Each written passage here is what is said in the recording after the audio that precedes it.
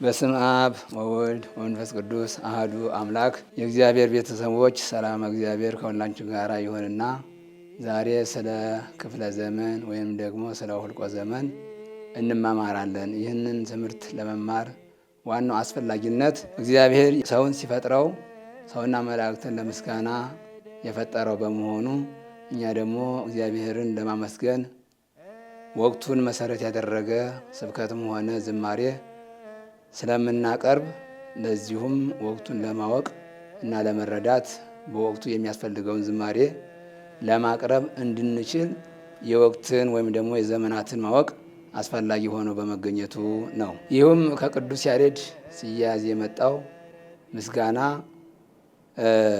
ታላላቆች ሊቃውንት አባቶቻችን እንደየወቅቱ እንደ ሁኔታው እያዩ ምስጢርን ከምስጢር ጋር እያገናኙ ምስጋናው በሰዓቱና በጊዜው እንዲቀርብ ሰርተውልናል። ይህንንም ደግሞ የዓመቱ ቀናት 365 ወይም ደግሞ 66 መሆኑ ይታወቃል።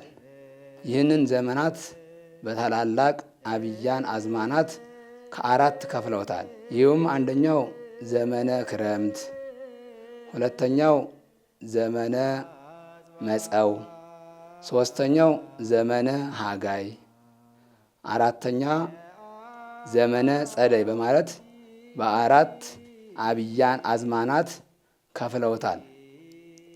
ጳጉሜን እንደ አንድ ዘመን ለብቻዋ አስቀምጠው 360ውን ቀን ለአራቱ አዝማናት አካፍለዋቸዋል። ይህንም ሲካፈሉ 90 ቀናት ይደርሳቸዋል ማለት ነው።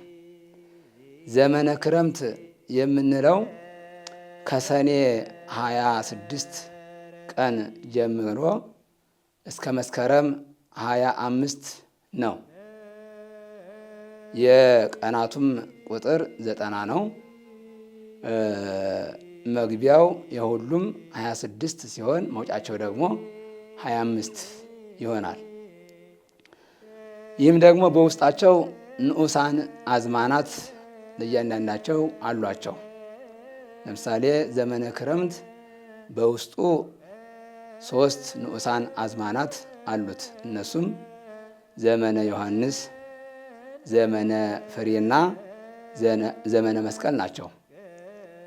ከሰኔ 26 ጀምረን እስከ ሐምሌ 19 ወይም ደግሞ እስከ ሐምሌ ቂርቆስ ባሉት ቀናት ውስጥ ስለ ዘር፣ ስለ ደመና እንዘምራለን፣ እንሰብካለን ማለት ነው። ከ19 አንስቶ ደግሞ እስከ ነሐሴ 10 ወይም ደግሞ እስከ ማህበር ባሉት ቀናት ውስጥ ስለ መብረቅ፣ ስለ ነጎድጓድ፣ ስለ ጠል እንዘምራለን፣ እናመሰግናለን ማለት ነው። ከማህበር ከነሐሴ 10 ጀምረን እስከ 28 ያሉት ደግሞ ደሰያት፣ እጉለ ቋዓት፣ አይነ ኩሉ የመሳሰሉ ጥቅሶችን እየጠቀስን እንዘምራለን፣ እንሰብካለን ማለት ነው። ዘመነ ዮሐንስ ከመስከረም 1 አንስቶ እስከ መስከረም 8 ነው። ዘመነ ፍሬ የምንለው ደግሞ ከመስከረም 9 ጀምሮ እስከ 15 ያለው አንድ ሳምንት ዘመነ ፍሬ ይባላል። በዚሁም ስለ ፍሬ፣ ስለ አዝርዕቱ የሚሰበክበት የሚዘመርበት ወቅት ማለት ነው። ዘመነ መስቀል ከመስከረም 17 16 ሕንጸተ ቤተ ክርስቲያን በዚህ በቅዱስ ያሬድ መዝሙር ለእመኮነ የሚል አለ። 16ን ወይም ደግሞ መስከረም 8ም እንደዚሁ ዘካርያስ ከዘመነ ዮሐንስ ጋር ስለሚጠቃለል ነው። ለእመኮነ የተባለ 8 ዘካርያስ፣ መስከረም 16 ደግሞ ሕንጸተ ቤተክርስቲያን በመባል ይታወቃሉ። ዘመነ መስቀል ከመስከረም 17 አንስቶ እስከ 25 ወይም ደግሞ እስከ ዘመነ ክረምት መውጫ ድረስ ያለው ዘመነ መስቀል ይባላል። በዚሁም ውስጥ ስለ መስቀል ይሰበካል፣ ይዘመራል ማለት ነው። ይህ የዘመነ ክረምት ጊዜ ሲሆን ሁለተኛው ደግሞ ዘመነ መጸው ይባላል። ይህ ወቅት የነፋስ የአበባ አዝርዕቱ አትክልቱ የሚበስልበት የሚደርስበት ዘመን ማለት ነው። ይህም በውስጡ ዘመነ መጸው ከመስከረም 26 አንስቶ እስከ ታኅሳስ 25 ያሉት 90 ቀናት ናቸው። በውስጡም 5 ንዑሳን አዝማናት አሉት። እነዚህም ዘመነ ጽጌ፣ ዘመነ አስተምህሮ፣ ዘመነ ስብከት፣ ዘመነ ብርሃንና ዘመነ ኖላዊ ናቸው። ዘመነ ጽጌ ምንጊዜም መስከረም 26 ነው የሚገባው፣ ህዳር 5 ያልቃል ማለት ነው። በዚሁ አጋጣሚ የጽጌ አገባብን ለማወቅ ቀኑ መስከረም 26 ባይለቅም አንደኛ ዓመት፣ ሁለተኛ ዓመት፣ ሶስተኛ ዓመት እያልን እስከ 7 ዓመት የምንቆጥርበት የቃለ እግዚአብሔር ቀመር አለን። ይህም ደግሞ አንደኛ ዓመት፣ ሁለተኛ ዓመት፣ ሶስተኛ ዓመት፣ አራተኛ ዓመት፣ አምስተኛ ዓመት፣ ስድስተኛ ዓመት፣ ሰባተኛ ዓመት ብለን የምንቆጥርበት ቀመር ደግሞ መስከረም 26 ቀን ምን ዕለት እንደዋለ በማሰብ ነው። ይህም መስከረም 26 ቀን እሁድ ዕለት ከዋለ አንደኛ ዓመት እንላለን። ሰኞ ከዋለ ሁለተኛ ዓመት፣ ማክሰኞ ሶስተኛ ዓመት፣ ረቡዕ አራተኛ ዓመት፣ ሐሙስ አምስተኛ ዓመት፣ አርብ ስድስተኛ ዓመት፣ ቅዳሜ ሰባተኛ ዓመት በማለት እንቆጥራለን እናሰላለን ማለት ነው። ስለዚህ ዘመነ ጽጌ የምንለው ለጾሙ ወይም ደግሞ የፈቃድ ጾሙ 40 ቀን ማለት ነው። ይህም ከመስከረም 26 እስከ ህዳር 5 ያሉት 40 ቀናት ናቸው። ሁለተኛው ዘመነ አስተምህሮ ነው። ዘመነ አስተምህሮ ህዳር 6 ይገባል። የሚያበቃው እስከ ስብከት ነው። ስብከት እስከሚገባ ድረስ ዘመነ አስተምህሮ ነው። ይህም ስብከት እያረግና እየወርድ ስላለው በዛ እናያለን። ዘመነ አስተምህሮ ህዳር 6 ገባ። የስብከት እየወርድ ወይም ደግሞ ወደ ታች ሲወርድ እስከ 7 ከታኅሳስ 7 እስከ 13 ባሉት ቀናት ውስጥ ነው ሲመላለስ የሚኖረው ማለት ነው። ታኅሳስ 7 ስብከት ከገባ ዘመነ አስተምህሮ እስከ ታኅሳስ 6 ይሆናል ማለት ነው። እያረጉ ላይ ሲወጣ ደግሞ ዘመነ ስብከት 13 ይገባል። ስለዚህ ዘመነ አስተምህሮ እስከ ታኅሳስ 12 ይወጣል ወይም ደግሞ ይደርሳል ማለት ነው። ሶስተኛው ዘመነ ስብከት ነው። ዘመነ ስብከት እያረግና እየወረደ ያለው ብያችኋለሁ። ከታኅሳስ 7 እስከ 13 ባሉት ቀናት ውስጥ እስከ ዕለተ ምጽአት ሲመላለስ ይኖራል ማለት ነው። ታዲያ ታኅሳስ 7 ወይም 8 ወይም 9 ወይም 10 ወይ 11 12 13 መግባቱ በምን ይታወቃል ቢሉ በታኅሳስ ኤልያስ እናወጣዋለን። ይህን ቀመር ታኅሳስ ኤልያስ ማለት ታኅሳስ 1 ቀን ማለት ነው። ታኅሳስ 1 ቀን የዋለበትን ዕለት መፈለግ ነው። ለእመዋአለ ኤልያስ በሰሉስ ግበር ስብከተ አምአሱሩ ወሰሉሱ ለታኅሳስ እንዲል ኤልያስ ማክሰኞ ዕለት ከዋለ ስብከት በ13 ይገባል ማለት ነው። ታኅሳስ ኤልያስ ወይም ታኅሳስ 1 ቀን ረቡዕ ዕለት ከዋለ ስብከት በ12 ይገባል ማለት ነው። እንደዚህ እያለ ሐሙስ ሲውል ስብከት በ11 ይውላል። አርብ ሲውል ስብከት በ10 ይውላል። ቅዳሜ ሲውል ስብከት በ9 ይውላል። እሁድ ሲውል ስብከት በ8 ይውላል። ሰኞ ሲውል ስብከት በ7 ይውላል ማለት ነው። ስብከት በዚህ ቀመር መሰረት እሁድን አይለቅም። የሚገባው ሁል ጊዜ እሁድ ነው። መዝሙሩም ወልዶ መድኅነ እንሰብክ ነው። ይሄ መዝሙር ሳይባል ወይም ደግሞ ይህን ቀመር ባለማወቅ ጥንተ ስብከቱ ማለት ታኅሳስ 7 ነው። ያን በማሰብ ከ7 ጀምሮ ስለ ስብከት መስበክ መዘመር አይቻልም። ምክንያቱም በዚህ ቀመር መውጣት ስላለበት ቀጥታ በዚህ ቀመር ሲወጣ ስብከት እሁድ ዕለት ያው እንደገባ እናገኘዋለን። እሁድ ወልዶ መድኅነ መዝሙሩ ከተዘመረ ወይም ደግሞ ከተባለ በኋላ ነው ስለ ስብከት መስበክም መዘመርም የሚቻለው ማለት ነው። በአራተኛ ደረጃ ዘመነ ብርሃን ነው። ዘመነ ብርሃን ማለት ከስብከት ቀጥሎ ያለው 1 ሳምንት ማለት ነው። አምስተኛው ዘመነ ኖላዊ ነው። ዘመነ ኖላዊ ደግሞ ከብርሃን ቀጥሎ ያለው ሳምንት ነው ማለት ነው።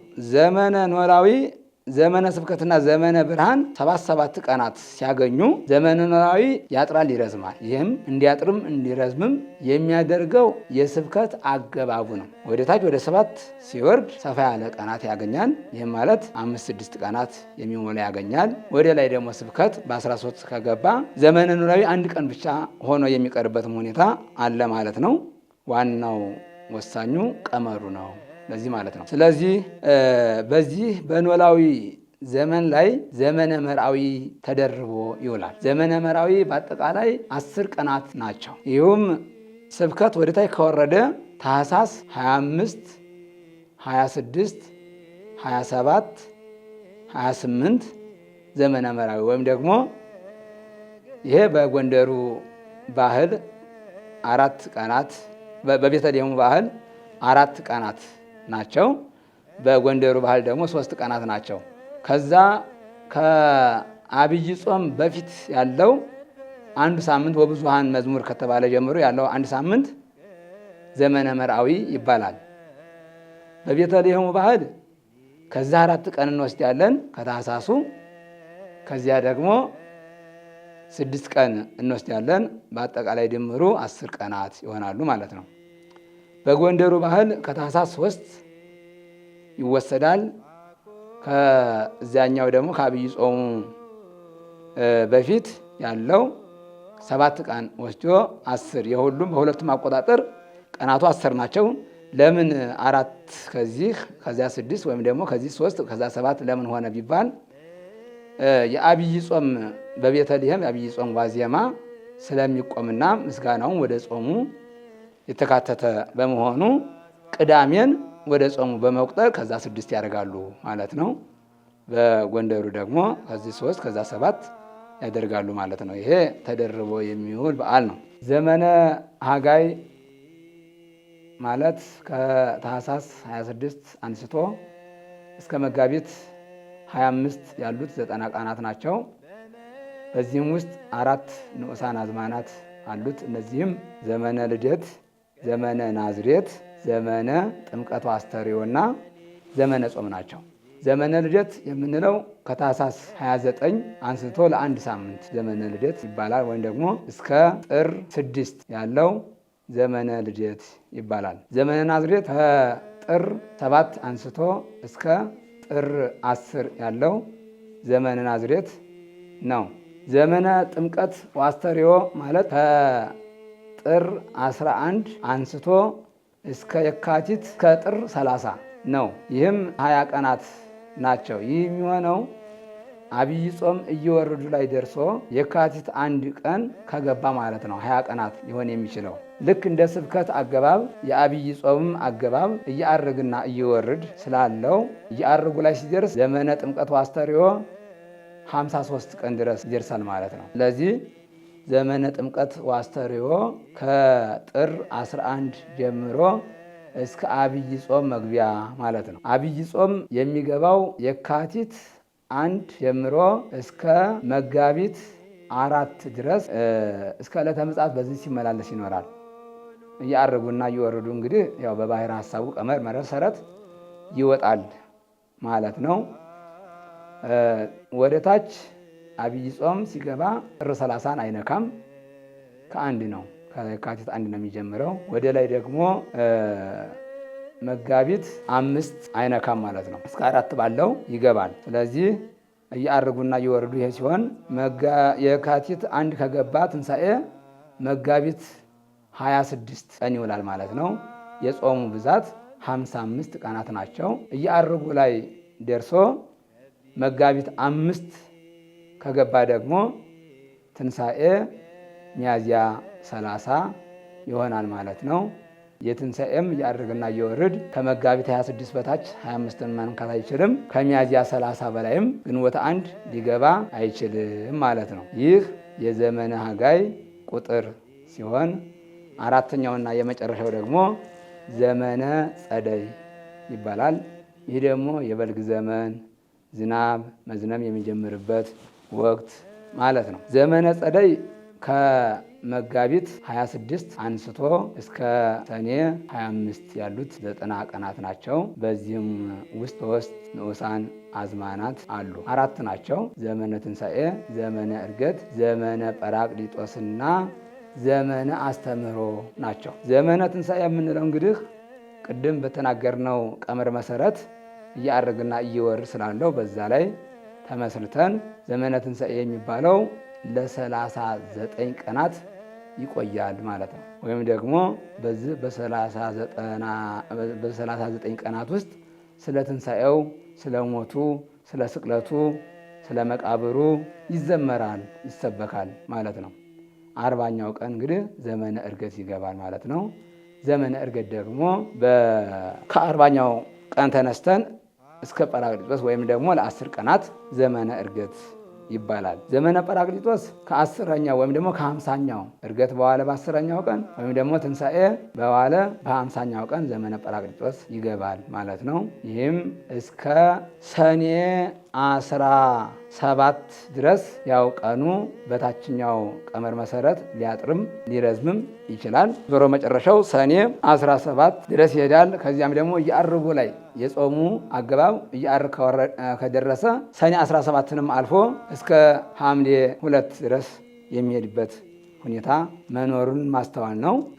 ዘመነ አስተምህሮ ያው የማስተማር የይቅርታ ጊዜ ማለት ነው። ዘመነ አስተምህሮ ከሁለት ላይ በኋላ ማለት ነው። ታችም ዘመነ መጸው ውስጥ አለ፣ እዚህም ደግሞ ዘመነ ጸደይ ውስጥ አለ ማለት ነው። ስለዚህ በአጭሩ ይህ ክፍለ ዘመን በዚህ ሁኔታ ይቆጠራል፣ ይሰላል። በዚህ ሁኔታ ቃለ እግዚአብሔሩም ደግሞ እንደየወቅቱ እንደየዘመናቱ እንደየበዓላቱ አባቶቻችን መድበው ያስቀመጡት በመሆኑ በወቅቱና በበዓላቱ የተመሰጠረ ይሰበካል፣ ይነበባል ማለት ነው።